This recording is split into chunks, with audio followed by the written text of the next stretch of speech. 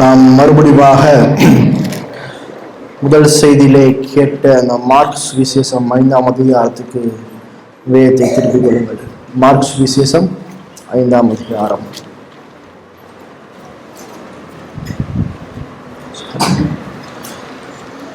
போன செய்தியில நம்ம தெளிவாக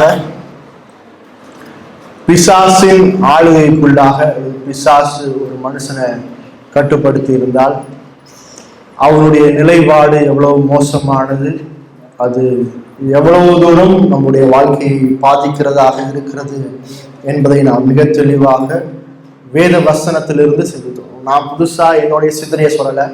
நம்ம கேட்ட ஒவ்வொரு வார்த்தையும் வேதத்தினுடைய வசனத்தின் விளக்கம் அந்த வசனத்திலிருந்து எடுத்துரைக்கப்பட்டது.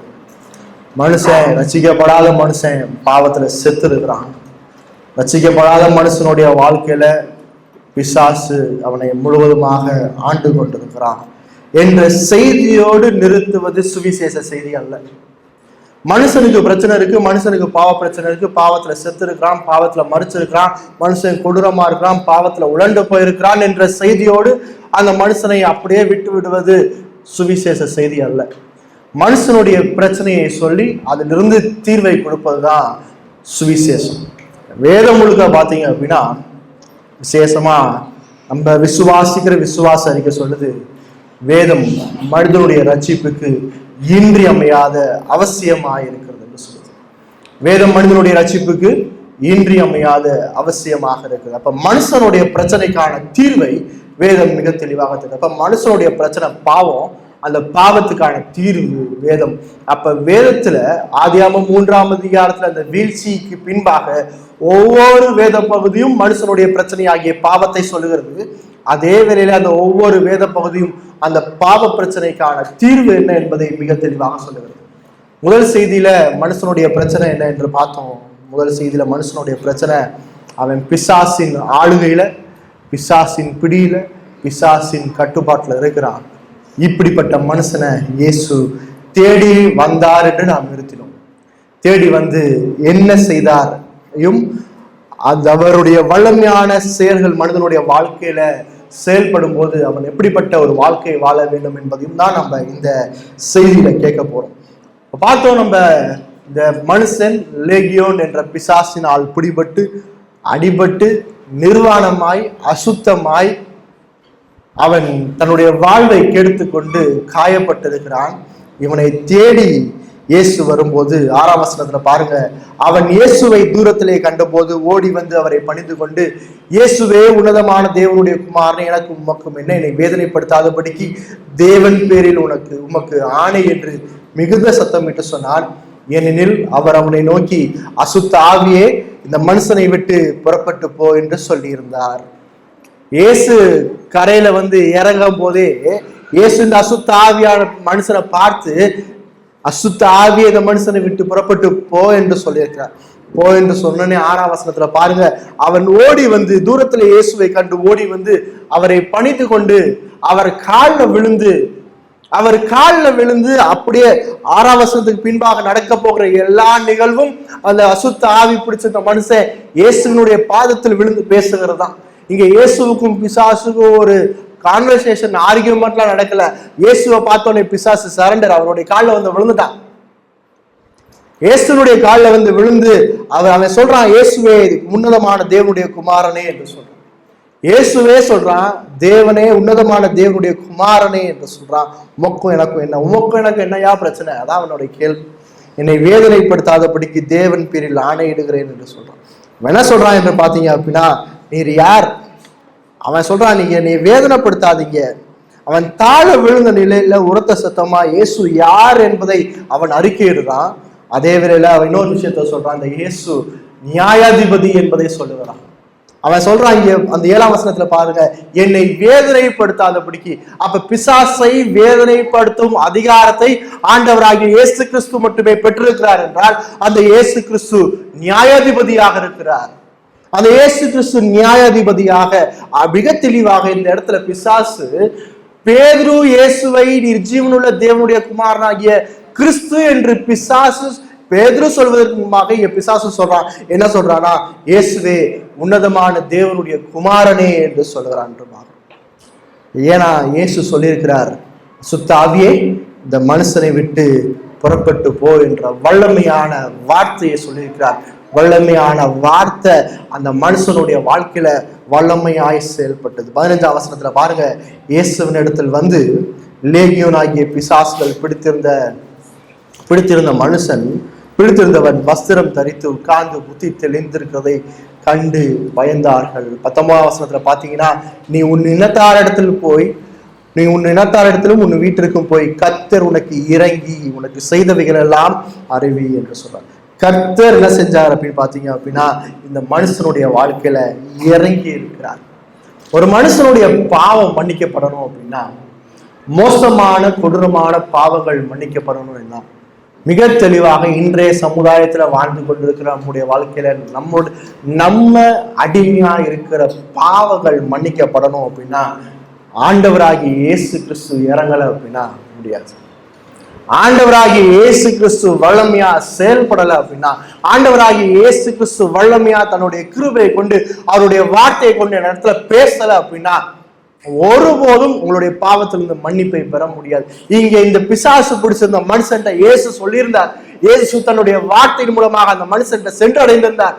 இயேசு வல்லமையாய் அசுத்த ஆவியே இவனை விட்டு வெளியே போ என்ற வார்த்தையை பேசினார். அந்த வார்த்தை அந்த மனுஷனை சுகப்படுத்தினது.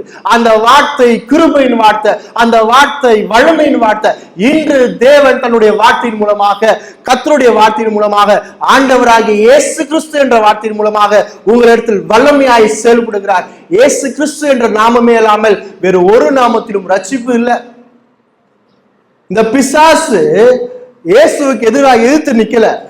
இந்த பிசாசு என்ன சொல்றான் அப்படின்னா, என்னை வேதனைப்படுத்தாதீங்க, என்னை நியாய தீர்ப்புக்கு நேராக கொண்டு போகாதீங்க, என்னை காப்பாத்துங்க. ஏன்னா இந்த பிசாசுக்கு தெரியுது, இந்த பிசாசை நிச்சயமா நியாய தீர்ப்புல கொண்டு வர போகிறவர் இந்த ஆண்டவராகிய இயேசு கிறிஸ்து என்பதை தெரிந்து, இவர் நியாயாதிபதி என்று தெரியுது. ஒரு விஷயத்தை மிக தெளிவா தெரிஞ்சுக்கோ, பிசாசுக்கு ரொம்ப நல்லா தெரியும் தன்னுடைய முடிவு என்ன என்று. பிசாசுக்கு மிக தெளிவாக தெரியும் தன்னுடைய முடிவு. ஏன்னா இப்ப இயேசுவை சந்திக்கிற ஒவ்வொரு நேரமும் அந்த இயேசுவை தேவன் என்றும், அவர் நியாயாதிபதி என்றும், அவர் தேவனுடைய குமாரன் என்றும் மிக தெளிவாய் ஆணித்தனமாய் அறிக்கை எடுக்கிறார். அவனுக்கு தெரியும் பிசாசுக்கு தன்னுடைய முடிவு எப்படிப்பட்டது என்று. அவன் உன்னதமான தேவனுடைய குமாரனே என்று சொல்லுகிறான். நீ தேவனுடைய குமாரன் என்று அறிந்திருக்கிறான். அவர் தெய்வீகமானவர் என்பதை அறிந்திருக்கிறான். சோதனையில வந்து பார்க்கும்போது நீ தேவனுடைய குமாரனே ஆனால் என்று சொல்றான். அப்ப இயேசு கிறிஸ்துவை தேவன் என்று பிசாசு அறிந்து, அவர் எப்படிப்பட்ட தன்மையுடையவர், எவ்வளவு பெரிய நியாயாதிபதி, எவ்வளவு பெரிய ராஜா, எவ்வளவு பெரிய கடவுள் என்பதை இந்த பிசாசு நன்கு அறிந்திருக்கிறான். ஆனா அந்த பிசாசு அவனுடைய ஆளுகை கீழாக இருக்கிற மனிதனுக்கு இவ்வளவு மேன்மையான இந்த இயேசுவை காட்ட மறுக்கிறவராக இருக்கிறான். அவன் சொல்றான், என்னை பாதாளத்துல போய் 8ஆம் அதிகாரம் 31ஆம் வசனத்துல பாத்தீங்கன்னா, என்னை பாதாளத்துல தள்ளிடாதீங்கன்னு சொல்றான். நித்தியமான நரகம் இருக்கு, அந்த நித்தியமான நரகத்துல என்ன தள்ளிடாதீங்கன்னு சொல்றான். பிசாசு இயேசுவுக்கு முன்பாக தாழ விழுந்து, அங்க என்னைய தண்டிச்சிடாதீங்க என்று சொல்றான். மிக தெளிவா பாத்தீங்க அப்படின்னா, இந்த இடத்துல குறிப்பிட்டு பேச வேண்டிய நிலை, இயேசு இந்த பிசாசு பிடித்து அசுத்த ஆவி பிடித்து இந்த மனுஷனுடைய வாழ்க்கையில இறங்கினார். அவர் இறங்கினால தேவனுடைய வல்லமை உண்மை என்று நிரூபிக்கப்பட்டது. தேவனுடைய வல்லமை உண்மை என்று நிரூபிக்கப்பட்டது.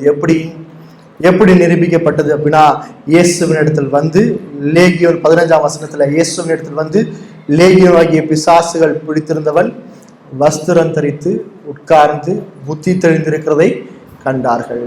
அவன் இவ்வளவு நாள் எப்படி இருந்தான்? அந்த மனுஷனுடைய வாழ்க்கையிலிருந்து பிசாசு வெளியே போயிடுச்சு என்பதற்கான அடையாளம் அவனுடைய வாழ்க்கையில தீவிரமான மாற்றம். இயேசு கிறிஸ்து உங்களுக்காக, எனக்காக, உங்களுடைய பாவத்தை, என்னுடைய பாவத்தை மன்னிப்பதற்காக தேவன் சிலுவையிலே மரித்தார். அவர் கிருபையாய் சிலுவையிலே தன்னுடைய அன்பை வெளிப்படுத்தினார். அவர் கிருபையாய் உங்களுக்கும் எனக்கும் விசுவாசத்தை கொடுத்தார். அது இலவசமான தேவனுடைய ஈவு. இந்த ஈவை பெற்ற நான், விசுவாசத்தை பெற்ற மனுஷன் எப்படி இருக்கணும்? இந்த பாவத்திலிருந்து விடுதலைக்கு ஒரே வழி அது ஆண்டவராகிய இயேசு கிறிஸ்துனுடைய சிலுவை மரணம் மட்டும்தான். அந்த மரணம் இல்லாமல், சிலுவை இல்லாமல் எந்த மனிதனும் எக்காலத்திலும் ரட்சிக்கப்படவே முடியாது. என்னுடைய பாவத்திலிருந்து விடுதலை பெறணும் அப்படின்னா, கடந்த செஷன்ல பேசின ஒவ்வொரு பாவத்திலிருந்து விடுதலை பெறணும் அப்படின்னா ஆண்டவராகிய இயேசு கிறிஸ்துவுடைய சிலுவை, அந்த சிலுவை இன்றும் வல்லமையுடையதாக இருக்கிறது. அவர் உங்களுக்காக எனக்கு சிந்தின ரத்தம் இன்றைக்கும் வல்லமையுடையதாக. அந்த சிலுவையை நோக்கி பார்க்க தேவன் தன்னுடைய வார்த்தையை கொடுத்திருக்கிறார். அந்த வார்த்தை அதிகாரமான வார்த்தை, அது வல்லமை உள்ள வார்த்தை. தேவன் தன்னுடைய வார்த்தையின் மூலமாகவும் பரிசுத்த ஆவியானவர் மூலமாகவும் மனிதனுடைய கல்லான இருதயத்தை உடைக்கிறார். அதான் நம்ம எசேக்கியேல பார்க்கிறோம். அவர் நவமான இருதயத்தை கொடுத்து அவர் விசுவாசத்தை கொடுக்கிறார். விசுவாசத்தை கொடுக்கிறவரும் முடிக்கிறவரும் தேவன். தேவன் விசுவாசத்தை கொடுக்கிறார். அதனாலதான் அது ஈவு, அது கிஃப்ட் என்று சொல்லப்படும். கிருபைனால விசுவாசத்தை கொண்டு ரட்சிக்கப்பட்ட அந்த விசுவாசத்தை நாம் பெற்றுக்கொண்டு அந்த தேவனை விசுவாசிக்கிறோம் என்று சொல்றோம். அப்ப இப்போ ஒரு கேள்வி வருது, நான் இயேசுவை விசுவாசிக்கிறேன். அப்ப இயேசுவை விசுவாசிக்கிற மனிதன் என்று நீங்க எப்படி நிரூபிக்க முடியும்? இந்த இடத்துல இந்த மனுஷனுடைய வாழ்க்கையில இருந்து பிசாசு போயிடுச்சு என்று எப்படி நிரூபிக்க முடியும்? அசுத்த ஆவியே விட்டு வெளியே போ அப்படின்னு சொன்ன பிறகும் இவன் அங்கிட்டு இங்கிட்டு குதிச்சு கல்லை கொண்டு எரிஞ்சு தன்னை காயப்படுத்தி இன்னும் நிர்வாணமா சுத்தி கொண்டிருந்தாலும் நம்ம என்ன சொல்லியிருப்போம்? இயேசுனுடைய வார்த்தைக்கு வல்லமை இல்லை, இயேசுனுடைய வார்த்தையில அதிகாரம் இல்லை, இயேசுனுடைய வார்த்தைக்கு அந்த பிசாசு கீழ்ப்படியில. அப்ப இவர் யார் இல்ல, இவர் கடவுள் இல்லை. ஆனா இங்க என்ன நடந்திருக்கு? அசுத்த ஆவியே இவனை விட்டு வெளியே போ என்று சொன்னோன்னே 15ஆம் வசனம் பாருங்க. இந்த பிசாசுகள் பிடித்திருந்த மனுஷன் வஸ்திரம் தரித்து தன்னுடைய பாவத்தை விட்டுறான். முதலாவது அவன் நிர்வாணமா இருக்கிறான். முதலாவது தன்னுடைய சரீரத்தை, தன்னுடைய நிர்வாணத்தை மூடுறான். அடுத்து அவன் உட்கார்ந்து வல்ல நாள் அங்கிட்டு இங்கிட்டு குதிச்சுட்டு இங்கிட்டு அங்கிட்டு உருண்டு பிறண்டு கல்லுகளால் தன்னை காயப்படுத்தி கொண்டு அடுத்து பாருங்க புத்தி தெளிந்திருக்கிறதை காண தீவிரமான மாற்றம் காணப்படுகிறது. அவன் இன்னும் தன்னுடைய பழைய நிலையில இல்லை. அவன் இன்னும் தன்னுடைய பிசாசு பிடிச்சிருந்த வாழ்க்கையில அவன் வாழ்ந்து கொண்டு இல்லை. அவனுடைய வாழ்க்கையில வல்லமையாய் தேவனுடைய அதிகாரம் செயல்பட்டு இருக்கிறது. 14ஆம் வசனத்துல 4 காரியத்தை மிக முக்கியமா சொல்றாரு. அவனுடைய வாழ்க்கையில இருதய மாற்றம் காணப்பட்டிருக்கிறது. வல்லமையாய் இரக்கத்தினால் தேவனுடைய கிருபையினால் அவனுடைய இருதயம் மாற்றப்பட்டிருக்கிறது. இயேசு கிறிஸ்துவை நீங்க விசுவாசிக்கிறீங்க அப்படின்னா உங்களுடைய வாழ்க்கையில தீவிரமான இருதய மாற்றம் இல்லை அப்படின்னா நீங்க இன்னும் ரட்சிக்கப்படலை. உங்களுடைய வாழ்க்கையில தீவிரமான இருதய மாற்றம் இல்லை அப்படின்னா நீங்க ரட்சிக்கப்படலை. பிசாசு என்னை விட்டு போயிட்டான், ஆனா நான் சும்மா கூக்குரல் இட்டுட்டு இருப்பேன், நான் சும்மா கத்துவேன், நான் சும்மா காயப்படுத்திட்டு தான் இருப்பேன் அப்படின்னா பிசாசு போல. நான் ரட்சிக்கப்பட்டேன், ஆனா இந்த உலக வழக்கத்தின்படி நான் வாழ்ந்துக்கிறேன். நான் ரட்சிக்கப்பட்டேன், ஆனா இன்னும் என்னுடைய பாவத்தை நான் விட மாட்டேன். நான் ரட்சிக்கப்பட்டேன், இன்னும் நான் ஆராதனைக்கு வர மாட்டேன், தேவனை மகிமைப்படுத்த மாட்டேன், தேவனை உயர்வா பார்க்க மாட்டேன், கர்த்தருடைய வார்த்தையை நான் கேட்க மாட்டேன். ஆனா நான் ரட்சிக்கப்பட்டேங்க, நான் ஞானஸ்தானம் எடுத்துட்டேங்க. இருதயம் மாற்றப்படாத ஒரு நிலைப்பாடு. ஆர்ட்ஸ் விசேஷம் 5ஆம் அதிகாரம் 7ஆம் வசனத்துல பிசாசு இயேசுவை குறித்து என்னென்னலாம் சொல்றான் பாருங்க. இயேசுவேன்னு சொல்றான், உன்னதமான தேவனுடைய குமாரனே என்று சொல்றான். அடுத்து என்னை வேதனைப்படுத்தாதபடிக்கு என்று சொல்றான். என்னை வேதனைப்படுத்தும் அதிகாரத்தை நீங்க பெற்றிருக்கீங்க. அப்ப இயேசுவ தேவனுடைய குமாரன் என்று விசுவாசிக்கிறான். அந்த இயேசு உலகத்தின் நியாயாதிபதி என்பதை விசுவாசிக்கிறான். அவருடைய வார்த்தைக்கு அதிகாரம் உள்ளது என்பதை விசுவாசிக்கிறான். என்ன மேன்மையான விசுவாசம்! அப்ப ஏன் பிசாசு ரட்சிக்கப்படல? இயேசு யார் என்பதை அறிந்திருக்கிறான். இயேசு தேவனுடைய குமாரன் என்று சொல்றான், இயேசு தெய்வீகமானவர் என்று சொல்றான், இயேசு நியாயாதிபதி என்று சொல்றான், இயேசுடைய வார்த்தைக்கு வல்லமையும் அதிகாரமும் இருக்கு என்று சொல்றான். அப்ப ஏன் இந்த பிசாசு ரட்சிக்கப்படல? ஏன்னா அவருடைய இருதயம் மாற்றப்படல. அவனுடைய இருதயம் தேவனுக்கு எதிராக தான் இருக்குது. என்னுடைய வாயில நான் 1000 விஷயத்த சொல்லலாம். என்னுடைய வாயில நான் இயேசுவ கடவுள்னு சொல்லலாம், இயேசுவ ராஜான்னு சொல்லலாம், இயேசுவ நியாயாதிபதினு சொல்லலாம், இயேசுதான் உலக ரட்சகர் என்று சொல்லலாம், இயேசுதான் என்னுடைய கடவுள் என்று சொல்லலாம். ஆனா என்னுடைய இருதயம் மாற்றப்படாம ஒருபோதும் பரலோகத்துக்குள்ளாக பிரவேசிக்க முடியாது. என்னுடைய இருதயம் உடைக்கப்படாம, என்னுடைய இருதயத்தில் இருக்க பாவம் மாற்றப்படாம, என்னுடைய பாவத்திலிருந்து நான் மனம் திரும்பாம ஒருபோதும் தேவன் வல்லமையாய் என்னுடைய வாழ்க்கையில செயல்பட்டார் என்பதை நான் சொல்லவே முடியாது. ஏன்னா இயேசு கிறிஸ்துவை மரித்தோரிலிருந்து எழுப்பின வல்லமை உள்ள பரிசுத்த ஆவியானவர் அதே வல்லமையினால ஒவ்வொரு விசுவாசியுடைய வாழ்க்கையில இயேசு கிறிஸ்துவை மரித்தோரிலிருந்து எழுப்பின அதே வல்லமை மனுஷனுடைய கல்லான இருதயத்தை உடைத்து மாற்றுகிறது. அதே வல்லமை அவருடைய வார்த்தையில் இருக்கிறது. அவருடைய வார்த்தையை கேட்டும் அவருடைய பரிசுத்த ஆவியானவருடைய உதவியோடும் என்னுடைய இருதயம் உடைக்கப்படலை அப்படின்னா அது சரியான மனம் திரும்புதல் இல்லை. நான் சும்மா போலியா என்னுடைய அறிவு, என்னுடைய வேத அறிவு, திருச்சபையில கேட்கிற சத்தியத்தினால நான் மனம் திரும்பிட்டேன் என்று சொல்றதுதான். பாவ வழிகள் என்னுடைய வாழ்க்கையில வெளிப்படையாக இருந்தால் இன்னும் உங்களுடைய வாழ்க்கையில தேவன் செயல்படவே இல்லை என்றுதான் அர்த்தம். என்னுடைய வாழ்க்கையில வெளிப்படையாய் பாவ வழிகள் இருந்தா, பெருமையா இருக்கிற மனுஷனுடைய வாழ்க்கையில தாழ்மை காணப்படலை அப்படின்னா, கோபமான மனுஷன் இன்னும் கோபமாவே இருக்கிறான் அப்படின்னா, அசுத்தமான சிந்தையில் நிலைத்திருந்து பரிசுத்தம் இல்லாதவனாய் இருந்தால், சுயநலவாதியாகவே இருந்தால், உணர்வற்றவனாகவே இருந்தா, உலக சிநேகிதனா இருந்தா, உலகத்தோடு ஒத்து போயிருந்தா, சுயத்தை சார்ந்தவனாய் வாழ்ந்து கொண்டே இருந்தா இன்னும் ரட்சிக்கப்படலை. ரட்சிக்கப்பட்ட மனுஷனுடைய தீவிரமான இருதயம் மாற்றம். பெருமையான மனுஷன் தாழ்மையா இருப்பான், கோபமான மனுஷன் அன்புள்ளவனா இருப்பான், அவன் பரிசுத்தத்தை நாடுவான், அவன் சுயநலவாதியா இருக்க மாட்டான், மற்றவர்கள் மீது அக்கறை உள்ளவனா இருப்பான், அவன் உணர்வற்றவனா இருக்க மாட்டான், உணர்வுள்ளவனா இருப்பான், அவன் உலகத்தை சிநேகிக்க மாட்டான், அவன் இயேசுவையும் அவருடைய வார்த்தையும் அவருடைய ஆராதனையும் அவருடைய ஜனங்களையும் நேசிக்கிறவனாக இருப்பான். அவன் இந்த உலகத்தோடு ஒத்து போக மாட்டான், இந்த வேதத்தோடு நிலைச்சு நிற்கிறவனாக இருப்பான். அவன் சுயத்தை சாராமல் முழுவதுமாக கிறிஸ்துவை சார்ந்த ஒரு மனுஷனாக இருப்பான். இப்படி உங்களுடைய வாழ்க்கை மாற்றப்பட்டிருக்குதா? இப்படி தீவிரமா உங்களுடைய வாழ்க்கை மாற்றப்பட்டிருக்குதா? ஏன்னா 2 Corinthians 5:17 சொல்ல ஒருவன் கிறிஸ்துவுக்கு இருந்தால் அவன் புது சிருஷ்டியா இருக்கிறான், பழையவைகள் எல்லாம் ஒளிந்தன, எல்லாம் புதிதாய். எல்லாம் புதுசாயிடுச்சா? எல்லாம் புதுசாயிடுச்சா? எல்லாம் புதுசு ஆகல. இப்ப எல்லாம் புதுசு ஆகல அப்படின்னா தேவன் வல்லமையா என்னுடைய இருதயத்துல செயல்படலை. இருதயம் மாற்றம் அடைஞ்ச மனுஷனுடைய வாழ்க்கையில அவன் புது சிருஷ்டி, புதிய இருதயத்தோடு வாழ்கிற மனுஷன். புது சிருஷ்டி எப்படின்னா அவன் புதிய இருதயத்தோடு, புதிய சிந்தையோடு, புதிய தேவன் கொடுத்த அந்த நவமான இருதயத்தோடு வாழ்கிற மனுஷன். அந்த லேகியோன் பிசாசு எப்படி இருக்கிறான் அப்படின்னா, அவன் வஸ்திரம் தரித்து இயேசுனுடைய பாதத்தடியிலே உட்கார்ந்து தெளிந்த புத்தி உள்ளவனாய் இருக்கிறான். அதை கண்டு ஜனங்கள் எல்லாரும் பார்க்கிறாங்க. இது ஆபியஸா வெளிப்படையா அது காணப்படுகிறது. மனம் திரும்புதல் என்பது வெளிப்படையாய் காணப்படும். இது எனக்கும் கடவுளுக்குள்ள உறவுங்க, உங்களுக்கு தான் தெரியாதுங்க. நான் டெய்லி பைபிள் வாசிக்கிறேன், ஜெபம் பண்றேன், அது கடவுளுக்கு தெரியும். இன்னைக்கு இருக்கிற அநேகர் கூறுற காரியம் தான், நான் ரட்சிக்கப்பட்டேன், என் வாழ்க்கை என்னன்னு எனக்கு தெரியும், கடவுளுக்கு தெரியும், நீங்க சும்மா இருங்க, எனக்கு தெரியும் என் வாழ்க்கை எப்படி வாழணும்னு. இல்லை இல்லை இல்லை, தேவன் அப்படி சொல்லவே இல்லை. ரோமர் கழுத நிருபம் 12ஆம் அதிகாரத்தை திருப்பிக்கோங்க. ரோமர் கழுத நிருபம் 12ஆம் அதிகாரம் முதல் 2 வசனங்கள்ல பார்க்கும்போது, ரோமர் 12 முதல் 2 வசனங்கள், அப்படி இருக்க சகோதரரே, நீங்கள் உங்கள் சரீரங்களை பரிசுத்தமும் தேவனுக்கு பிரியமான ஜீவ பலியாக ஒப்புக் கொடுக்க வேண்டும் என்று தேவனுடைய இரக்கங்களை முன்னிட்டு உங்களை வேண்டிக் கொள்கிறேன். இதுவே நீங்கள் செய்யத்தக்க புத்தியுள்ள ஆராதனை. நீங்கள் இந்த பிரபஞ்சத்துக்கு ஒத்த வேஷம் தெரியாமல் தேவனுடைய நன்மையும் பிரியமும் பரிபூர்ணமான சித்தம் இடதென்று பகுத்தறியத்தக்கதாக உங்கள் மனம் புதிதாகுவதனாலே மறுமாகுங்கள். இங்க புது சிருஷ்டிக்கு தீவிரமான மாற்றம் அடைந்த மனுஷனுடைய வாழ்க்கையில 2 காரியத்தை போல் சொல்றார். முதலாவது, நீங்கள் உங்கள் சரீரங்களை பரிசுத்தம் உள்ளதாயும், 1வது வசனம் 12ஆம் அதிகாரம் 1ஆம் வசனம், நீங்கள் உங்கள் சரீரங்களை பரிசுத்தம் உள்ளதாயும். ரட்சிக்கப்பட்ட மனுஷனுடைய வாழ்க்கையில தன்னுடைய சரீரத்தை பரிசுத்தம் உள்ளதாய் காக்க வேண்டும். 2வது, உங்கள் இருதயங்களை புதிதாக்க வேண்டும். உங்களுடைய இருதயத்துல, என்னுடைய சரீரத்திலையும் மாற்றம், என்னுடைய இருதயத்திலும் மாற்றம் என்று சொல்கிறார்.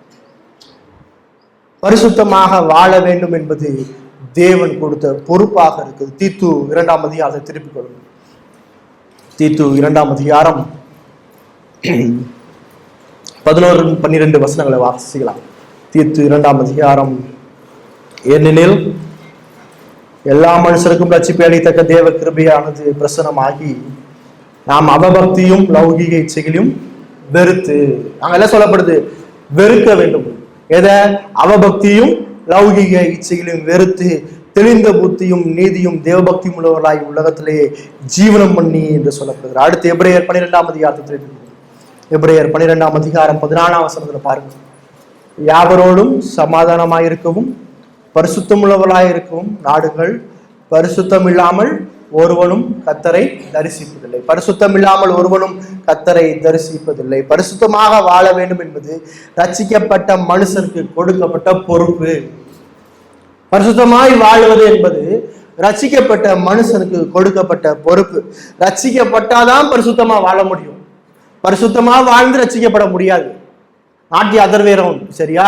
நான் ஒழுக்கமா வாழ்றனால நான் ரட்சிக்கப்பட்ட இல்லை. நீங்க ரட்சிக்கப்பட்டாதான் முதல் ஒழுக்கமாய் வாழ முடியும். இந்த பிசாசு பிடிச்ச இந்த மனுஷனோட வாழ்க்கையில இயேசு சந்திக்கிற வரைக்கும் வாழ்க்கை எப்படி இருந்துச்சு? ஒழுக்கமா இருந்துச்சா? நல்லதா இருந்துச்சா? அவன் விரும்புகிற வாழ்க்கையா இருந்துச்சா? இல்ல. அவன் மோசமா, கொடூரமா, தன்னுடைய இஷ்டத்துல, தன்னுடைய அசுத்தத்துல அவன் அதை சுதந்திரமா என்ஜாய் பண்ணி கொண்டிருந்தான். தேவன் செயல்பட்டார். தேவன் தன்னுடைய வல்லமையான வார்த்தைனால செயல்பட்டார். தேவன் தன்னை அவனுக்கு வெளிப்படுத்தி அவனுக்கு மன்னிப்பை கொடுத்தார். மன்னிப்பை கொடுத்த உடனே அவன் வஸ்திரம் தரித்து உட்கார்ந்து புத்தி தெரிந்தவனாய் காணப்பட்டான். இயேசு என்னுடைய வாழ்க்கையில செயல்படாம என்னுடைய வாழ்க்கையில ஒருபோதும் பரிசுத்தத்தை காண முடியாது. என்னுடைய வாழ்க்கையில பரிசுத்தம் வேணும்னா அதுக்கு நான் முதல் ரட்சிக்கப்பட்டிருக்கோம். அந்த இயேசு கிறிஸ்துனுடைய சிலுவை மரணம் என்னுடைய வாழ்க்கையை பாதிச்சிருக்கிறோம். சிலுவையில எனக்காக மரித்த இயேசுனுடைய ரத்தம் என்னுடைய இருதயத்தினுடைய பாவத்தை கழுவி இருக்க வேண்டும். அப்படி இல்லை அப்படின்னா ஒருபோதும் நான் ரட்சிக்கப்பட முடியாது. 1 பேதுரு 1 அதிகாரத்தை திருப்பிக்கோங்க. 1 பேதுரு 1 அதிகாரம் 15ஆம் வசனத்தை பாருங்க. உங்களை அழைத்தவர் பரிசுத்தராய் இருக்கிறது போல நீங்களும் உங்கள் நடக்கைகள் எல்லாவற்றிலும், ஏன் பாஸ் விட்டுனா நீங்க வாசிக்கிறது தான்.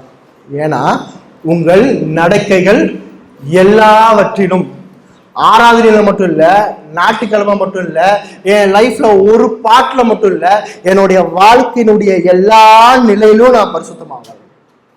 எபிரேயர்ல வாசிக்கப்பட்ட அந்த பகுதியை பார்க்கும்போது மனம் திரும்பாத தொடர்ச்சியாய் பாவத்தில் நிலைத்திருக்கிற மனிதன் உண்மையான விசுவாசி இல்லை.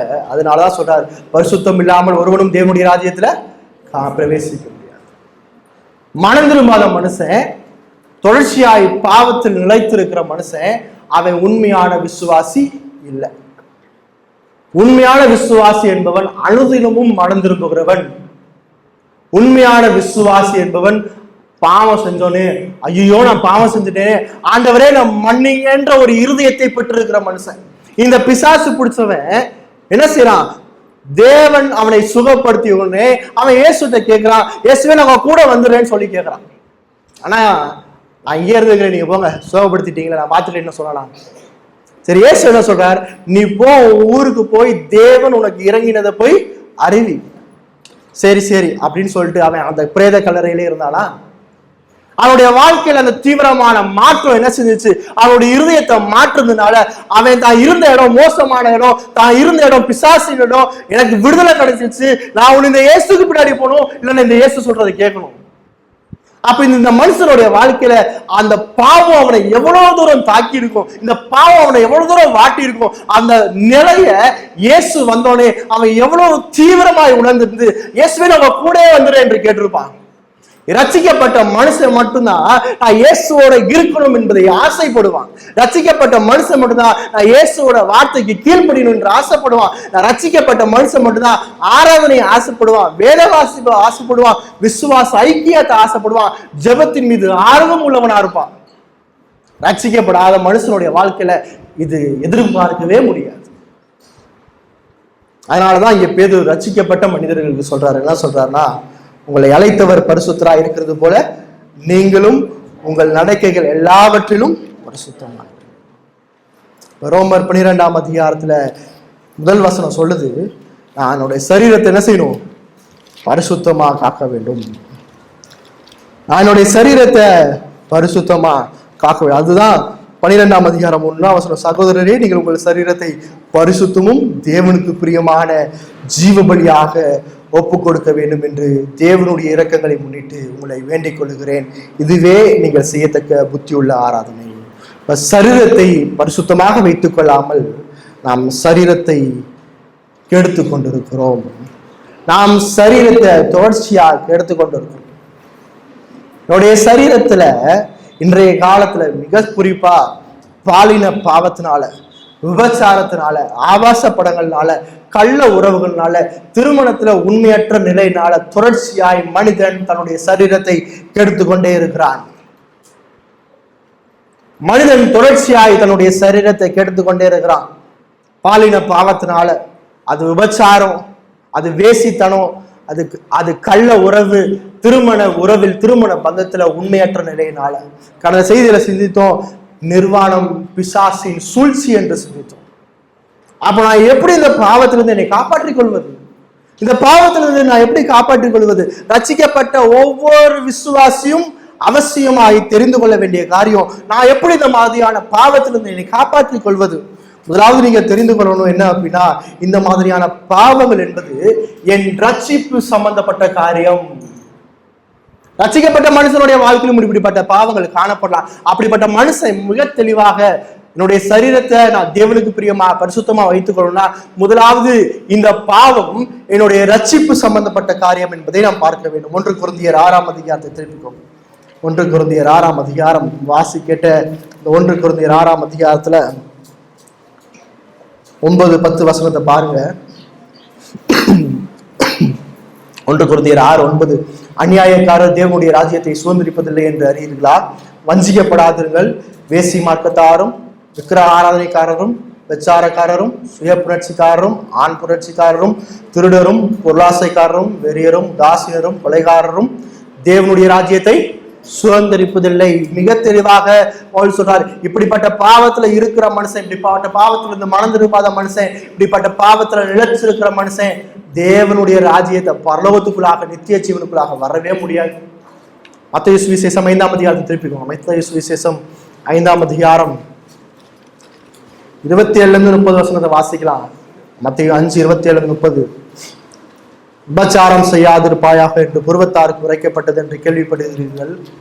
நான் உங்களுக்கு சொல்லுகிறேன், ஒரு ஸ்திரியை இச்சையோடு பார்க்கிறவனும் தன் இருதயத்தில் அவளோட உபச்சாரம் செய்தாயிற்று.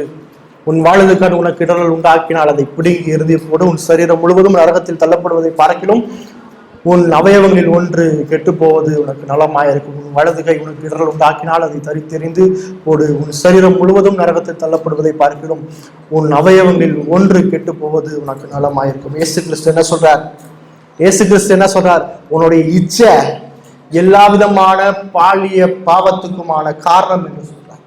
நீ உன்னுடைய இச்சையில நிலைச்சிருந்த அப்படின்னா, உன்னுடைய இச்சையில நீ நீடித்து மனம் திரும்பாம இருந்த அப்படின்னா நரகம் உறுதி என்று இயேசு சொல்கிறார்.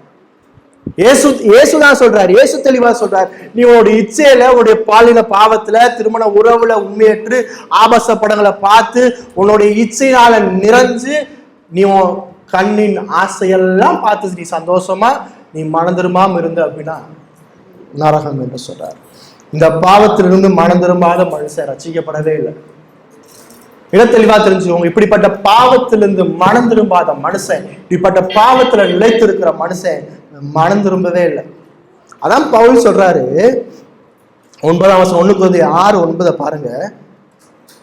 அநியாயக்காரர் தேவனுடைய ராஜ்யத்தை சுதந்திரிப்பதில்லை என்று அறியீர்களா? அங்க சொல்லப்பட்ட ஒரு வார்த்தை நடுவுல சொல்லப்பட்டிருக்கு, வஞ்சிக்கப்படாதிருங்கள்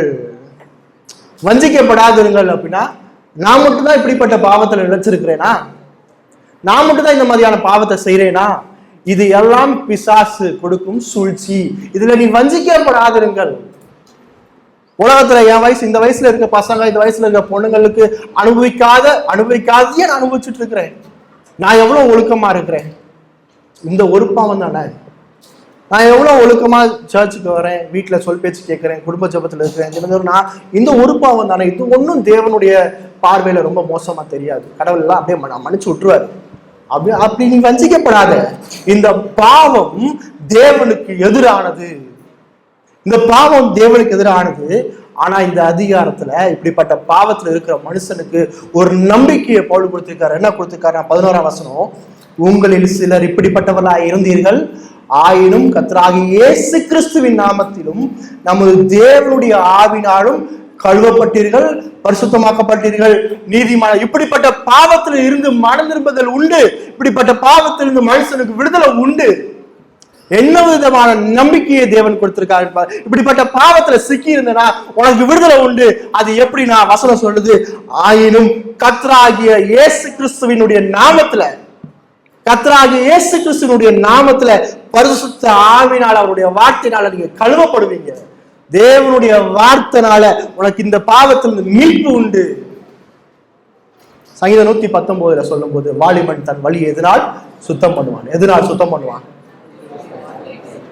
உன்னுடைய வார்த்தையை தன் இருதயத்துல கர்த்தருடைய வார்த்தைனால உன்னுடைய இருதயத்தை நிரப்பும் போது, கர்த்தருடைய வார்த்தையால உன்னோட இருதயம் நிறைஞ்சு காணப்படும் போது, வாலிபன் தன்னுடைய வழியை சுத்தம் பண்றான். வாலிபன் மட்டும் இல்ல, எல்லா வயதினரும் தங்களுடைய இருதயத்தை சுத்தம் பண்ணுவதற்கு கர்த்தருடைய வார்த்தை தான். கர்த்தருடைய வார்த்தை இருக்கும்போது, அந்த கர்த்தருடைய வார்த்தை ஜீவனுள்ளதா இருக்கும்போது, அந்த கர்த்தருடைய வார்த்தையிலிருந்து பரிசுத்த ஆவியானவர் உங்களுடைய இருதயத்தை கழுவுகிறார். இப்படிப்பட்ட பாவத்துல சிக்கியிருந்தீங்க அப்படின்னா, தேவன் இன்றைக்கு அந்த லேகியோன் பிசாசுக்கு கிருபையா இறங்கினது போல இன்றைக்கும் கிருபையா இறங்கி உங்களுக்கு சொல்ற காரியம் உனக்கு மன்னிப்பு உண்டு என்று சொல்றாங்க. ரெண்டாவது, இந்த பாலின பாவங்கள் உங்களுக்கு எந்த விதமான நன்மையும் தராது, அது நம்மை அடிமைப்படுத்தும் என்ற உணர்வைக்குள்ளாகுவாங்க.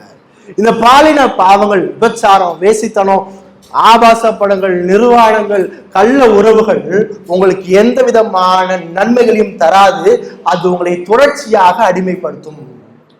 இந்த பாவங்கள் என்னை காயப்படுத்தும். ஆரம்பிக்கும் போது எல்லாம் நல்லாதான் இருக்கும், ஆரம்பிக்கும் போது எல்லாம் நல்லா தான் இருக்கும். நீதிமொழிகள் 7ஆம் அதிகாரத்தை நீ உங்க வீட்டுல போய் வாசித்து பாருங்க. அதுல சொல்றார், இந்த வேசித்தனத்துல, இந்த வேசி மார்க்கத்துல அது இழுக்கும் போது அது எவ்வளவு ஆவலா இழுத்து நீ எங்க போய் விடுது என்று பாருங்க. ஒரு ஆடை வெட்டுற மாதிரி கூட்டு போய் கழுத்தை வெட்டி விட்டுரும். அதான் நீதிமொழிகள் 7ஆம் அதிகாரத்தை சொல்லப்படுது. எனக்கு அது ஆரம்பத்துல ஆர்வமா இருக்கும், அது போக போக போக அது என்னை காயப்படுத்துகிறதாக இருக்கு. இந்த பாவங்கள் நமக்கும் தேவனுக்கும் உடான அந்த உறவை பாதிக்கிறதாக இருக்கிறது. இல்லாத ஒன்றை இருப்பது போல உணர வைக்கும் பாவமாக இருக்கிறது. இது ஆபத்து, ரொம்ப ரொம்ப ஆபத்தான பாவம். அடுத்து இந்த பாவம் என்ன செய்யுது அப்படின்னு பாத்தீங்க அப்படின்னா, நம்முடைய சரீரத்தின் மீதான தேவனுடைய நோக்கத்தை மீறச் செய்கிறது. இந்த சரீரத்தின் மீதான தேவனுடைய நோக்கத்தை மீறச் செய்கிறது. வாசி கேட்ட இந்த 1 கொரிந்தியர் 6ஆம் அதிகாரத்தில் சொல்லப்படுது, இப்படிப்பட்ட பாவத்தை விட்டு விலகி ஓடு, சோதனை என்று தெரிந்தாலே ஓடி. ரட்சிக்கப்பட்ட மனுஷனுடைய சரீரம் இது தேவனுடைய ஆலயமா இருக்குது. 1 கொரிந்தியர் 6:19 பாருங்க, உங்கள் சரீரம் நீங்கள் தேவனாலே பெற்றும் உங்களில் தங்கி இருக்கிற பரிசுத்த ஆவியானவருடைய ஆலயமா இருக்கிறது. நாம் நமக்குரியவர்கள் அல்ல, நாம் தேவனை மகிமைப்படுத்தக்கூடியவர்கள். இப்படிப்பட்ட பாவம் என்னுடைய வாழ்க்கையை பாதிக்குது. இப்படிப்பட்ட பாவம் முதலாவது என்னுடைய ரட்சிப்பை கேள்வி கேட்கிறது, 2வது அது என்னை தேவனுடனான உறவை கெடுக்கிறது, 3வது சரீரத்துக்கு தேவனின் மீதான நோக்கத்தை மீறச் செய்கிறது. இப்படிப்பட்ட பாவங்கள் ஆபத்து. இப்படிப்பட்ட பாவங்கள் மனதிர்மம் போனா நிச்சயமா நரகம். ஆனா வேணும் ஒரு விஷயத்தை மிக தெளிவா சொல்லுது, இப்படிப்பட்ட பாவத்திலிருந்தும் மன்னிப்பு உண்டு. ரட்சிக்கப்பட்ட மனுஷனுக்கு சொல்றாரு ரோமர் 12ஆம் அதிகாரத்துல, அங்க நம்ம மார்க்ல பார்த்தோம், பிசாசு பிடிச்சிருந்தவன் மனம் திரும்பும் போது தீவிரமான மாற்றம் அடைகிறான். தீவிரமான மாற்றம் இல்லைனாலே அவன் ரட்சிக்கப்படல. அப்படி தீவிரமான மாற்றம் அடைந்து இருக்கிற மனுஷனுடைய வாழ்க்கையில பரிசுத்தமாய் வாழ்வது அவனுடைய பொறுப்பு. அந்த பரிசுத்தத்துல முதலாவது தன்னுடைய சரீரத்தை பரிசுத்தமாக பேணி காக்க வேண்டும். அட் த சேம் டைம் சரீரத்தை சரியான முறையில பேணி காக்க வேண்டும் என்றால் இந்த பாவம். அடுத்து நான் என்னுடைய சாப்பாட்டுல கவனமா இருக்கணும். நான் பாட்டுக்கு இஷ்டத்துக்கு சாப்பிட்டு நான் பாட்டு இஷ்டத்துக்கு இருக்க முடியாது. நான் ஒரு டிசிப்ளின்டா சரியான சாப்பாடை சாப்பிட்டு சரியா எக்ஸசைஸ் பண்ணி சரியா தூங்கி சரியான முறையில என்னுடைய பாடியை நான் பாதுகாத்துக் கொள்ள வேண்டும். நான் பாட்டு ஒன்று சாப்பிட ஒரு சில பேர் இருப்போம், சாப்பிட்டுட்டே இருப்போம், எக்ஸசைஸ் பண்ண மாட்டோம். அதே போல ஒருத்தர் தூங்கிட்டே இருப்பான், வேலையே செய்ய மாட்டான், சோம்பேறியா இருப்பான். இப்படிப்பட்ட வாலிபர்கள் இப்படி இருக்காது. வாலிபர்கள் இப்படி இருக்காது. நீ சோம்பேறியா இருக்காது. சோம்பேறிக்கு ஒரு சாப்பாடே கிடையாது. இதான் சொல்லுது. வேலை பாரு, சரியா வேலை பார்க்க வேண்டிய நேரத்துல வேலை பாரு, சாப்பிட வேண்டிய நேரத்துல சாப்பிடு, சரியான அளவுல சாப்பிடு, சரியா தூங்கு. தேவன் உனக்கு கொடுத்த அந்த வழிமுறைகளை சரியாய் பின்பற்றி உன்னுடைய சரீரத்தை சரியான முறையில காத்துக்கோ. வாலிபர்களே, be involve in any sports. உன்னுடைய சரீரத்தை நீ பாதுகாத்துக்கோ. உனக்கு தேவையான அளவு சாப்பிடு, டோன்ட் ஓவர் ஈட். சரி, தேவையான எக்ஸசைஸ் பண்ணு, தேவையான வேலையை செய். தேவன் உனக்கு கொடுத்திருக்கிற ரெஸ்பான்சிபிலிட்டியில நீ சரியா இரு. சரீரத்தை சரியான முறையிலே காத்துக்கொள். ஏன் சொல்றோம், ஏன் நான் உங்களுக்கு சொல்றேன் அப்படின்னா, நீ இந்த சத்தியத்தை அறிஞ்சிருக்கிற, இந்த சத்தியத்தை அறியாத ஜனங்கள் இந்த இடத்துல இந்த சுவிசேஷத்தை கொண்டு போவதற்கு நீ ஒழுங்கா இருந்தாதான் கொண்டு போக முடியும். நீ ஒழுங்கா இருந்தாதான் இந்த சத்தியத்தை உள்ள கொண்டு இந்த சமுதாயத்துக்குள்ள கொண்டு போக முடியும். எவ்வளவு பேருக்கு இந்த சுவிசேஷம் தெரியும்? நம்மளுடைய ஊர் எப்படி இருக்கு தெரியுமா? நம்மளுடைய ஊர் பாதி முக்கா இல்ல முக்காவாசி விக்கிரகத்தை வணங்கி கொண்டிருக்கிறான். மீதி ஆளு வேற சமயத்துல இருக்கிறான், தேவன் அறியாம இருக்கிறான். கிறிஸ்தவ என்று சொல்றவனே இயேசு யாருன்னு தெரியாம இயேசுவை வணங்கி கொண்டிருக்கிறான். போலியான இயேசுவையும் போலியான சுவிசேஷத்தையும் கேட்டு வாழ்ந்து கொண்டிருக்கிறான். சுவிசேஷத்தை கேட்கிறவர்கள் மெய்யான இயேசுவையும் மெய்யான சுவிசேஷத்தையும் கேட்கிறவர்களுடைய பொறுப்பு இந்த மெய்யான இயேசுவையும் சுவிசேஷத்தையும் இந்த உலகத்துக்கு கொண்டு செல்லும்.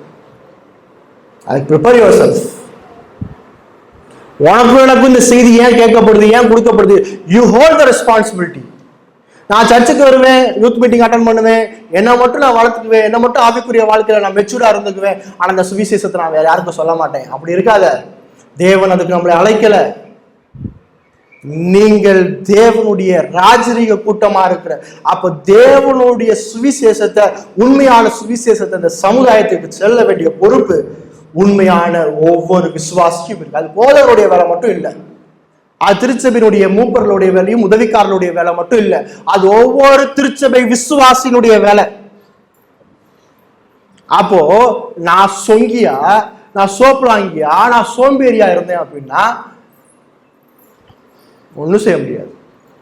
அடுத்து பாருங்க, ரெண்டாவதா ரோமர் 12ஆம் அதிகாரத்துல 2வது வசனம் சொல்றது, உங்கள் மனம் புதிதாகிறதுனாலே.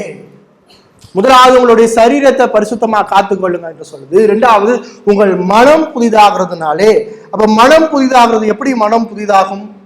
நீங்கள் இந்த பிரபஞ்சத்துக்கு ஒத்த வேஷம் தெரியாமல் தேவனுடைய நன்மையும் பிரியமும் பரிபூர்ணமான சித்தம் என்னதென்று பகுத்தறியத்தக்கதாக உங்கள் மனம் புதிதாகிறதுனாலே மறுரூபமாகுங்கள். அப்ப சொல்லுது, இந்த உலகத்துக்கு நான் ஒத்த வேஷம் தரிக்க கூடாது. அப்ப நான் இந்த உலகத்தான் போல வாழக்கூடாது. அப்ப நான் எப்படி வாழணும்? இந்த உலகத்தான போல வாழக்கூடாதுன்னா அப்ப நான் எப்படி வாழணும்னா, நான் தேவனுடைய சித்தத்திற்கு கீழ்ப்படிந்து வாழணும். அப்ப தேவனுடைய சித்தம் என்னது, அது எப்படிப்பட்டது? இந்த வசனம் சொல்லுது தேவனுடைய சித்தம் எப்படிப்பட்டது. 3 வார்த்தையை பாருங்க. தேவனுடைய சித்தம் நன்மையானது, தேவனுடைய சித்தம் பிரியமானது, தேவனுடைய சித்தம் பரிபூர்ணமானது. அப்ப நன்மையானது அப்படின்னா தேவனுடைய சித்தம் எல்லா காலத்துக்கும் நன்மையானது. தேவனுடைய சித்தம் எல்லா காலத்துக்கும் அது நன்மையானது. பிரியம் அப்படின்னா அது ஏற்றுக்கொள்ளக்கூடியது, அது அங்கீகரிக்கப்பட்டது, அது ஏற்றுக்கொள்ளக்கூடியது. அடுத்து பரிபூர்ணம் அப்படின்னு பார்க்கும்போது அது முழுமையானது, ஒன்றிலும் குறைவில்லாதது. அப்ப கடவுளுடைய சித்தம், தேவனுடைய சித்தம் மட்டும்தான் சரி. இந்த உலகத்தினுடைய வழக்கமும் இந்த உலகத்தினுடைய சித்தமும் மனுஷ சித்தமும் போலியானது, அது நன்மையானது கிடையாது, அது முழுமையானது கிடையாது, அது ஏற்றுக்கொள்ளக்கூடியது அல்ல. அப்ப தேவனுடைய சித்தம் அப்படின்னா அது எப்பயுமே அது சரிதான், அது எனக்கு பிடிச்சாலும் பிடிக்கலனாலும். தேவனுடைய சித்தம் நான் ஏற்றுக்கொள்றேனோ இல்லையோ அது ஏற்றுக்கொள்ளக்கூடியதுதான். தேவனுடைய சித்தம் எப்போதும் எதிலும் குறைவில்லாதது. அதான் அந்த வசனம் சொல்லுது. பவுல் மிக அழுத்தமா எம்பசைஸ் பண்ணி சொல்றார், தேவனுடைய சித்தம் நன்மை பிரியம் பரிபூர்ணம். அது என்னன்னு சொல்லி பகுத்தறி. என்னுடைய மனசு புதிதாகும், என்னுடைய மனசு பரிசுத்தமாகும்னா நான் வேதத்துல தேவனுடைய சித்தம் கொடுக்கப்பட்டிருக்கு, இது நன்மைன்னு சொல்லி ஒத்துக்கோ, இதை நீ ஏற்றுக்கொள், இதை நீ அங்கீகரித்து இது குறைவில்லாதது என்பதை பார்த்து இதை நீ பகுத்தறிந்து நீ வாழு. அப்ப வேதத்தை வாசித்து, வேதத்தை அறிந்து, வேதத்தை தியானித்து உன்னுடைய லைஃப்ல ஒவ்வொரு சிச்சுவேஷன்லயும் இந்த வேதத்தை நடைமுறைப்படுத்து. அப்போ உன்னுடைய மனசு புதுசாகுது. சரி, அப்போ வாலிபர்களாக இருக்கிறப்போ ஒரு கேள்வி கேட்கலாம். அப்ப நான் யாரை திருமணம் செய்யணும் என்பதில் தேவனுடைய சித்தம் என்ன? யாரை திருமணம் செய்யணும் என்பதுல தேவனுடைய சித்தம் என்ன? அப்ப யாரை திருமணம் செய்யணும் என்பதுல தேவனுடைய சித்தம் என்ன அப்படின்னா, முதலாவது வேதம் சொல்லுது தேவனுடைய சித்தம் நன்மையானது, பிரியமானது, பரிபூர்ணம். அது சொல்றது மட்டும்தான் சரி, அது சொல்லாது மிச்சம் எல்லாமே தப்பு. இப்ப வேதம் என்ன சொல்லுது அப்படின்னா, ஒரு விசுவாசியை தான் கல்யாணம் பண்ணணும்னு சொல்லுது. அப்ப கல்யாணம் பண்ணணும் அப்படின்னா முதல் நீ ஒரு ஆணாலும் சரி ஒரு பெண்ணாலும் சரி நீ முதல் விசுவாசியா இருக்கணும். நீ விசுவாசியா இல்லை அப்படின்னா அது மிகப்பெரிய ஆபத்து. அடுத்து நீ விசுவாசியா அந்த திருமண பந்தத்துல இணையணும் அப்படின்னா நீ ஒரு விசுவாசியை தான் தேர்ந்தெடுக்கணும். இன்னைக்கு நிறைய பேருக்கு நம்மளுக்கு நிறைய பேரை பிடிச்சு போயிடும். சரி பிடிச்சிருச்சு, கல்யாணம் பண்ணிக்குவோம், அப்புறமேட்டு சர்ச்சு கூட்டிட்டு வருவோம். பைபிள் அப்படிலாம் சொல்லலை. அதான் சொன்னோம் ரோமர் 12ஆம் அதிகாரத்துல 2ஆம் வசனம், தேவனுடைய சித்தம் நன்மை பிரியம் பரிபூர்ணம். அவர் சொன்னதுதான் சரி. அப்படின்னா விசுவாசியை தான் திருமணம் பண்ணணும்னா அது எல்லா காலத்துக்கும் சரிதான். நீ ஏத்துக்கொள்ளையோ அது உனக்கு பிடிக்குதோ பிடிக்கலையோ அதுதான் சரி, அதுதான் குறைவில்லாது. நீ ஒரு விசுவாசியா இருந்த அப்படின்னா, நீ பரிசுத்தமா வாழ்ற அப்படின்னா, நீ தேவனுடைய சித்தத்திற்கு முழுமையாய் கீழ்ப்படிவ. அப்படி நீ கீழ்ப்படியலனா நீ ரட்சிக்கப்பட்டிருக்கியா என்பதே கேள்விதான். ஐயோ எனக்கு பிடிச்சிருச்சே, நான் ரொம்ப நாளா அந்த பெண்ணை விரும்புறேனே, அல்லது ரொம்ப நாளா அந்த பையனை விரும்புறேனே, என்ன பண்றது, விட்டுட்டு வா. இதுதாங்க தீவிரமான மாற்றம்.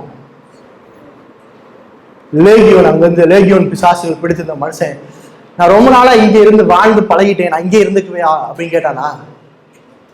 நான் ரொம்ப நாளா இப்படியே வாழ்ந்து பழகிட்டேன், நான் இப்படியே இங்கே இருந்துக்கிறேன்னு கேட்டானா? என்ன செஞ்சான்? ஐயோ ஆண்டவரே என்னை இங்க இருந்து காப்பாத்திரு, இங்க இருந்து கூட்டு போயிருங்க, இங்க இருந்து என்னை விடுவிச்சிருங்கன்னு சொல்லி கேட்டான். நீங்க நினைக்கலாம் கல்யாணத்துக்கு அப்புறம் திருச்சபைக்கு கூட்டிட்டு போயிட்டு சுவிசேஷத்தை கேட்க வச்சு மறந்துருந்துடலாம், ரசிக்கப்பட்டுருவாங்க, நான் தொடர்ச்சியா வீட்டுல வேதம் வாசிப்பேன், குடும்ப ஜெபம் பண்ணுவேன் அப்படின்னு கொடுக்குற எண்ணம் எல்லாம் ட்ராப். அது எல்லாமே பிசாசின் சூழ்ச்சி. இது நானா ஒரு எக்ஸ்பீரியன்ஸ்ல சொல்லல, இது வேதத்துல இருக்கு. நியாயாதிபதிகள் 14ஆம் அதிகாரத்தை திருப்பி கொண்டு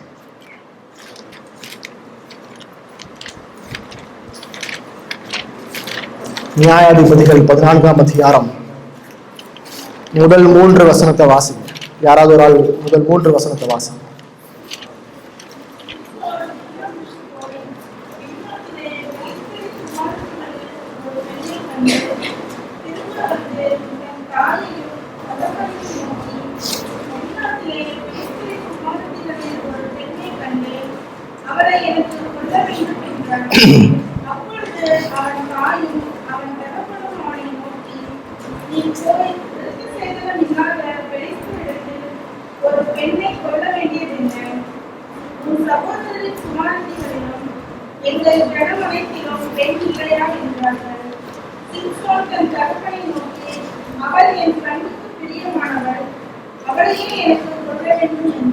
என்ன நடந்துச்சு சிம்சோனுடைய வாழ்க்கையில? சிம்சோன் ஒரு புறஜாதியான அவிசுவாசியான பெண் மீது ஆசை கொண்டார். அவங்க வீட்டுல சொல்றாங்க, இது தேவனுடைய கட்டளை இல்லப்பா, இப்படிலாம் செய்ய முடியாதுப்பான்னு சொல்றாங்க. அவன் சொல்றான், நான் ஆசைப்பட்டேன், நான் கட்டுவேன், நான் ஆசைப்பட்டேன், எனக்கு இவதான் பிடிச்சிருக்கு, இவ்வளவு கல்யாணம் பண்ணி வை. அவன் வாழ்க்கையில் என்ன நடந்துச்சு?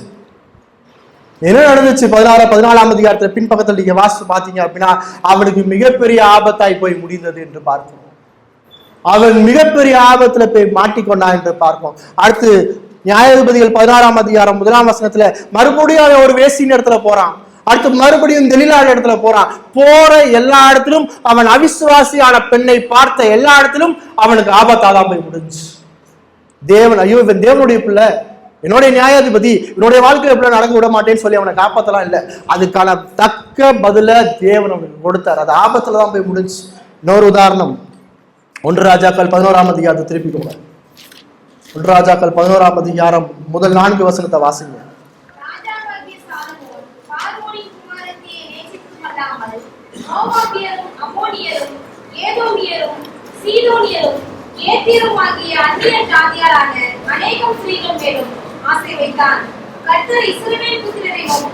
நீங்கள் அவர்கள் அண்டைக்கும் அவர்கள் உங்கள் அண்டைக்கும் பிரவேசிக்கலாகாது.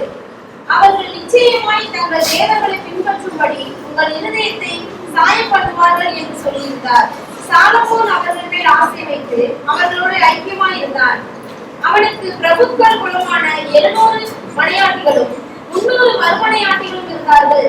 அவனுடைய ஸ்திரீகள் அவன் இருதயத்தை வலுவி போக பண்ணினார்கள். சாலமோன் வயது சென்ற போது அவனுடைய மனைவிகள் அவன் இருதயத்தை அந்நிய தேவர்களை பின்பற்றும்படி சாய பண்ணினார்கள். அதனால் அவனுடைய இருதயம் அவன் தகப்பனாகிய தாவீதின் இருதயத்தை போல தன் தேவனாகிய கர்த்தருடைய உத்தமமா இருக்கவில்லை. சாலமோனுடைய வாழ்க்கையில என்ன நடந்துச்சு? அவன் புறஜாதி ஸ்திரீகள் மீது ஆசை வைத்தான். கர்த்தருடைய கட்டளைகளுக்கும் கர்த்தருடைய நியாயப்பிரமாணத்துக்கும் அவன் கீழ்ப்படியாமல் போனா என்ன நடந்துச்சு? அவன் தன்னுடைய வாழ்க்கையில தன்னுடைய தகப்பனாகிய தாவீது போல கர்த்தருக்கு உத்தமமாய் வாழலாம். நான் மாத்திடுவேங்க, நான் மனம் திரும்ப வச்சிருவேங்க, நான் சர்ச்சுக்கு கூப்பிட்டு வந்துடுவேங்க. இல்லையே, அது தேவனுடைய சித்தம் இல்லை, தேவன் அப்படி கொடுக்கலையே. ஏன் தேவன் மீது உனக்கு விசுவாசம் இல்லாம போகுது? மத்தேயு 6ஆம் அதிகாரத்துல பார்க்கும்போது அவர் குருவிகளை பராமரிக்கிறார், காக்கைக்கு சாப்பாடு கொடுக்கிறார். அவைகளை விட நீ விசேஷித்தமானவன் அல்லையா? தேவனுடைய பிள்ளை எவ்வளோ அவருடைய பார்வையில அழகுள்ள அவ்வளவு விசேஷித்தவரமாக இருக்கிறான். ஏன் உன்னை அவர் போஷிக்க மாட்டாரா? ஏன் உனக்கு ஒரு நல்ல விசுவாசம் உள்ள கணவனையோ விசுவாசம் உள்ள மனைவியோ தரமாட்டாரா? நீ தேவனை சார்ந்து இருப்பதற்கு உனக்கு ஆசை இல்லை, நீ சுயமா வாழணும் ஆசைப்படுற. இப்படி சுயமா தேவனை சார்ந்து வாழாம இருக்கிற ஒரு வாழ்க்கை அது பரிசுத்தமான வாழ்க்கை இல்லை. அப்போ உன்னோட இருதயத்துல பரிசுத்தம் இல்லை. நீ இந்த பரிசுத்தம் இல்லாமல் தேவனுடைய ராஜ்யத்துக்குள்ள பிரவேசிக்க முடியாது. Youngsters, prepare your heart to obey God's word. prepare your heart. உன்னோட இருதயத்தை ஆயத்தப்படுத்து. நான் தேவனுடைய சித்தத்துக்கு தான் கீழ்ப்படியணும் என்பதுக்கு ஆயத்தப்படுத்து. ஏன் அப்படின்னா, நீ ரட்சிக்கப்படும் போது ஆண்டவராகிய இயேசு கிறிஸ்துவை விசுவாசிக்கிறேன் என்று சொல்லி இருக்கிறாய். ஆண்டவராகிய இயேசு கிறிஸ்துவை விசுவாசிக்கிறேன் என்று சொல்லி இருக்கிற அப்படின்னா, அந்த இயேசு கிறிஸ்துவை ஆண்டவராக, என்னுடைய இருதயத்தை ஆளுகிறவராக இருக்கிறார் என்பதை நீ அறிக்கையிட்டு இருக்க. அப்ப என்னுடைய இருதயத்தை தேவன் ஆளுகிறார் என்றால், அந்த தேவனுடைய வார்த்தைக்கு கீழ்ப்படியாம போன அப்படின்னா நீ அந்த இயேசுவை மறுதலித்துக் கொண்டிருக்கிற. மிக தெளிவா புரிஞ்சுக்கோ.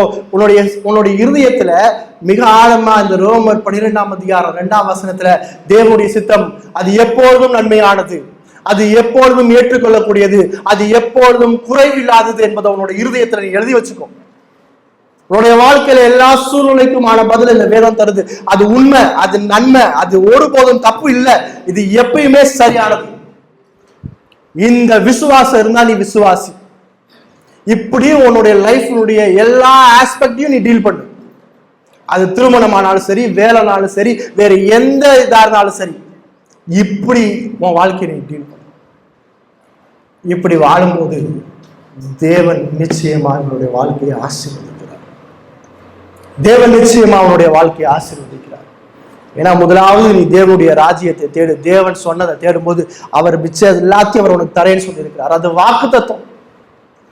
நீ நிறைய நேரத்தில் நம்மளுடைய வாழ்க்கையில ஆவிக்குரிய தொய்வுக்கு, பரிசுத்தமாகாததுக்கு காரணம் என்ன தெரியுமா? நான் என்ன முதன்மைப்படுத்தி நான் சுயமா வாழ்றதுதான் காரணம். நான் என்னுடைய இச்சைய, என்னுடைய சித்தத்தை இந்த உலகத்துக்கு நான் ஒத்த வேஷம் தரித்து வாழ்றதுனாலதான் தேவனுடைய சித்தம் என்ன என்பதே தெரிய மாட்டேது. தேவனுடைய சித்தம் என்ன அப்படின்னா, இந்த வேதத்தை படி. சங்கீதக்காரன் சொல்வது போல இரவும் பகலுது தியானமா இருக்கணும். வேதத்தை வாசிங்க. முதல் டெய்லி வேதத்தை வாசிங்க, ஜெபம் பண்ணுங்க.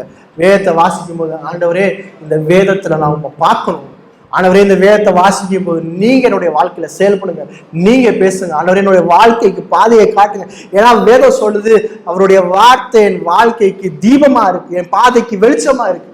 அப்படி சொல்றது பொய்யா இருக்குமா? இப்ப வேதம் பொய்யா இருக்கு அப்படின்னு நம்ம நினைச்சோம் அப்படின்னா, அந்த வேதத்தை கொடுத்த கடவுளும் பொய்யா இருக்கிறார் என்று நீ சொல்லுகிறாய். இல்ல இல்ல, வேதம் மிக தெளிவா, இந்த வேதத்தை கொடுத்த தேவனும் பொய்யர் அல்ல, இந்த வேதமும் பொய் இல்லை. தேவன் சத்தியபரர், அவர் கொடுத்த இந்த வார்த்தையும் சத்தியம் உள்ளது. மறந்துருங்க, இயேசு கிறிஸ்துவ விசுவாசிங்க.